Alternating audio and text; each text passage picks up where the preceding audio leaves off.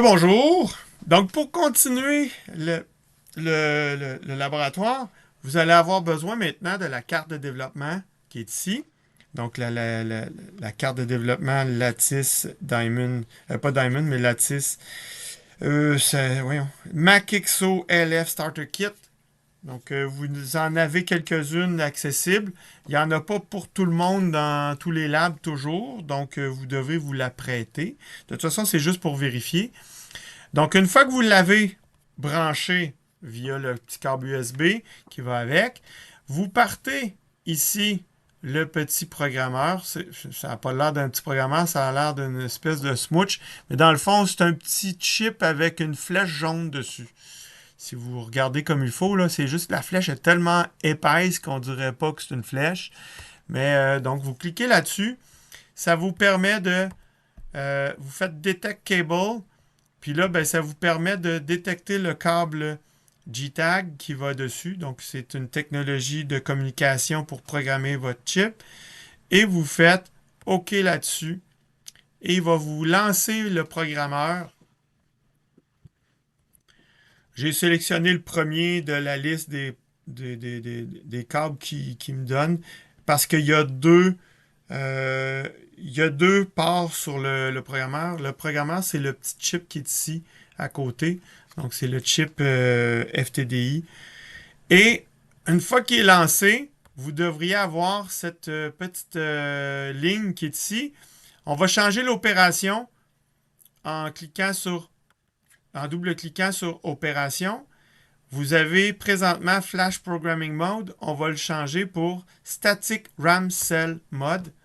Et normalement, il devrait aller chercher automatiquement votre Labo N01 implémentation 1 bit. Donc ça, c'est votre fichier binaire de configuration de votre FPGA. Donc c'est le bitstream, c'est pour ça qu'il l'appelle bitstream. Un stream, c'est un flux de données. Donc c'est un fichier qui est dans un fichier binaire avec chaque bit de programmation qui va avec. Donc, s'il n'est pas là, vous devez aller le chercher. Il devrait se retrouver dans votre dossier de projet slash implémentation 1 et vous devriez l'avoir ici. On fait, on fait ouvrir. Dans mon cas, il était déjà sélectionné, fait que ça ne change rien. Je fais OK là-dessus. Une fois que c'est fait, donc vous devriez être en SRAM Fast Program. Donc ça va programmer directement la mémoire de configuration du chip. Et je vais pouvoir faire, vous voyez, c'est quasiment le même icône que pour lancer le programmeur. C'est pour lancer la programmation. Fait que je fais clic là-dessus. Et là, ça envoie le code dedans. C'est pas très long. Ça prend quelques secondes. Et une fois que le code est dedans, si vous regardez, je vais essayer de zoomer un petit peu. Je peux appuyer sur ma switch qui est ici, qui est mon bouton. Et vous devriez voir la petite DEL allumée. Qu'à chaque fois que j'appuie, j'appuie, on-off, push-on, push-off, ou inverse, push-on, push-off, push-on, push-off, push-on, push-off. OK? Donc, ça fonctionne. Et on a fait le tour du processus pour fabriquer un circuit complet et c'est un circuit logique. Il n'y a pas de processeur, je le répète, il n'y a pas de processeur. Ce n'est que des portes logiques et des bascules qui font fonctionner tout ça.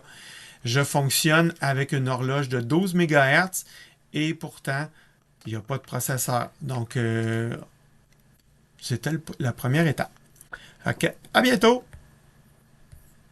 Ah ben, en fait, faites vérifier votre circuit pour être sûr que le professeur ou l'enseignant soit au courant que ça fonctionne pour avoir votre note. À bientôt.